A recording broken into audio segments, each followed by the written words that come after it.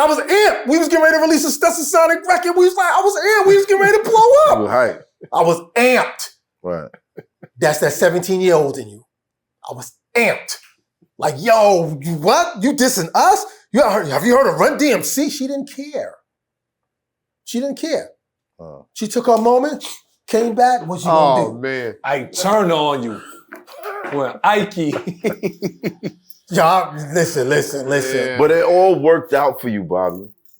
Yeah, it did. It all worked out. Y'all think I'm gonna get in trouble for that? Gonna get in trouble for that? Nah, you said, you know what Nah, I mean? Nah. Yo, my man. Wow. My man, you know what I'm saying? Sheesh. She had to brush her hair. Well, yeah. Brush her hair. I'm just saying, you know. Everybody know I witnessed this stuff, and people know who's what they know. But anyway, go ahead, I'm sorry. Allergies. Yo. Yeah, you know. It's allergies. Hey, whatever. But your energy has always been contagious. Yeah, but I tamed it after that. After she fired me, I ain't never ever do that again. Because I got called for other gigs even while I was with Stetsasonic. Right. You know, like I played with Mystical. Like actually, we did the MTV Fashionably Loud. You can see that on YouTube. You see me.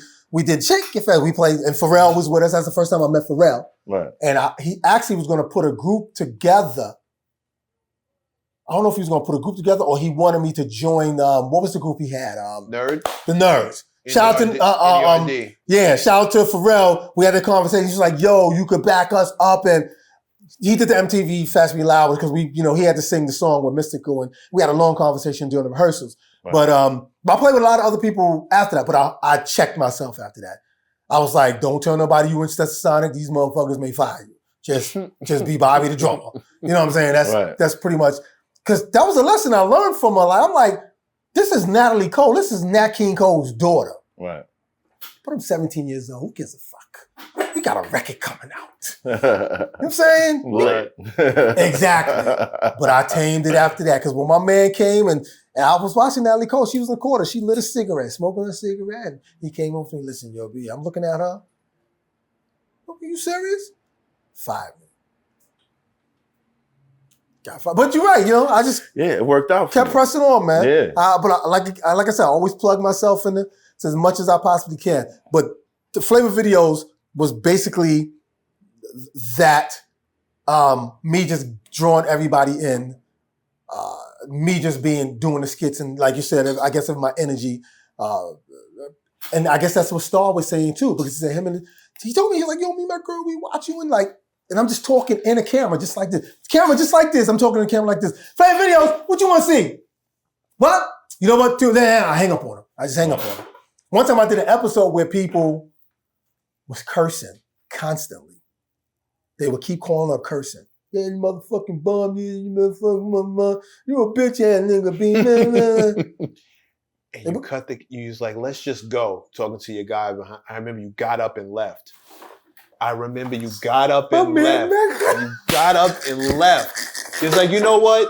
That's enough of that. Yo, you ready to go? Can we go? Let's just go. And I shut the show down. And just closed it. I remember I was so pissed because I thought it was going to come back on any second. And I didn't. I came back the next day, though. It never did. I came back the next day. You know what I did? No, that night, though. Yeah. And you know what I did the next day? I don't know if you caught the next day. The next day, I said, all right, y'all, we're going to play some videos. And if I get somebody call, and somebody wound up calling, this was the afternoon. This wasn't the night. Right. Somebody called up cursing. I guess it was the same person. So, you know, I'm not even going to do this no more. I said, yo, Ray, because that was my engineer. I said, yo, Ray, we ain't playing no more MOPs. We ain't playing no more whatever was the Wu-Tang, I don't care what. We ain't playing it no more. Why not? Go get Bon Jovi video. Go get all the white videos from white groups, white artists. That's what I'm playing. I was playing Savage Garden. I was playing, I played one black artist. I played Seal, Kiss from a Rose. I was playing all these pop white videos. That was my punishment. And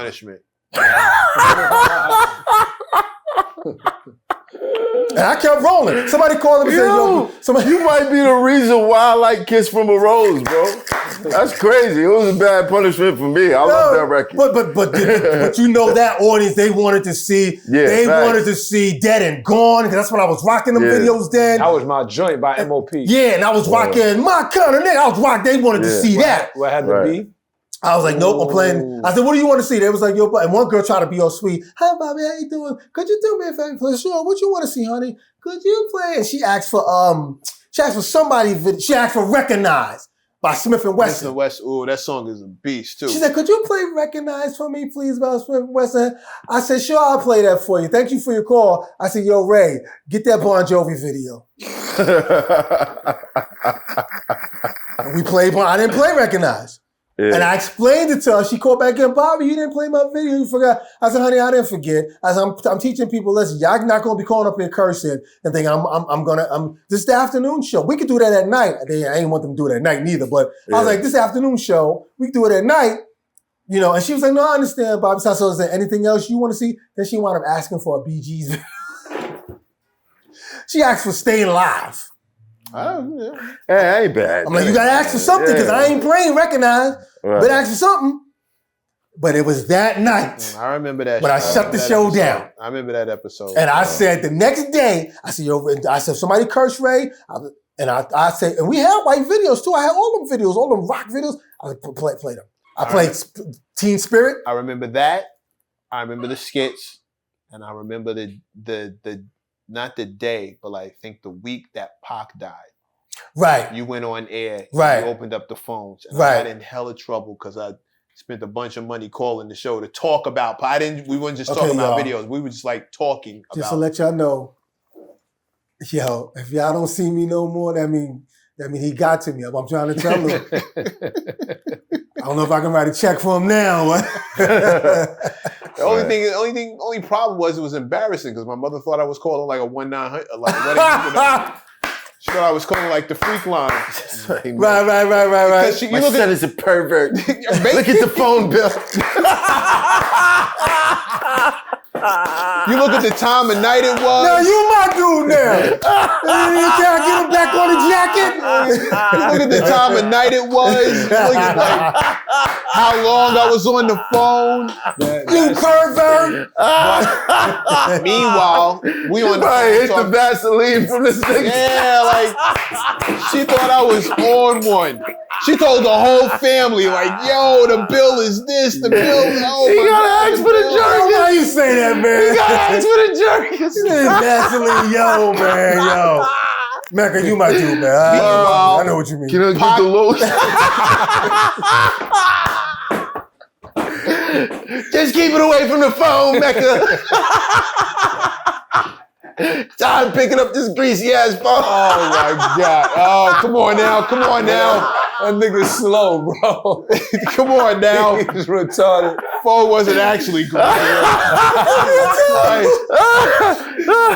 Yo, he tried to mix in flavor videos with his other phone calls. Yo, he just said that shit was awful. He just said that shit was terrible. In the Vaseline.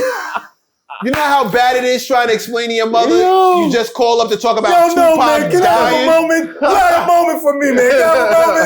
No, you get no moment. How about the fact that you caused my moment? I'm calling your show, getting in fucking trouble. She think I'm calling the jerk line. Meanwhile, I'm calling to talk about Tupac. 1-800-STROKEY-DOKE? Like, Yo, but I remember that episode though, man. No, it was like I just remember it was one. I felt like it was one of those moments. I'm not, all jokes aside, I felt like it was one of those moments in hip hop that I was privy to. The show was legendary. Pac was legendary, and here we are talking about the fact that he passed away on this. And I had never called in before. I had never called and requested a video. Not ever. The one time Pac died, I was like, I'm calling in. And not only did I call in, I got through. Like I actually got through. Because the lines was busy. There was a lot of people I got that episode. I'm going to find it.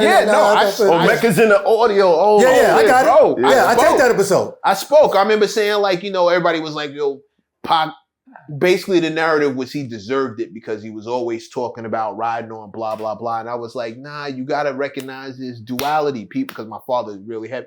Like, no, 1 minute it was this one. That doesn't make him a hypocrite. That makes him human. I kept trying to stress that. Like, y'all got to chill. We just lost a hero. Like, this is a lot of people's hero, and he stood for a lot of different things for a lot of different people. Y'all got to chill with this hypocrite. Some people feel like he's just talking about killing New York babies. So, well, I mean, you know, moving on. Yeah, I mean. Shout out to Bigger. I can't really say too much. I told you this early before, and I'm always honest about everything.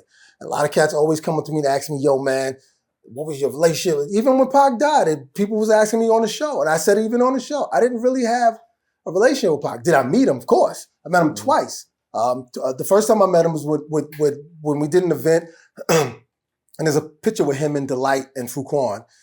We did it on the ground, and then I met him second time again when the first Source Awards. And he was calling us legends. Yo, these guys. And he actually mentioned our name on one of his records where he mentioned all the rappers.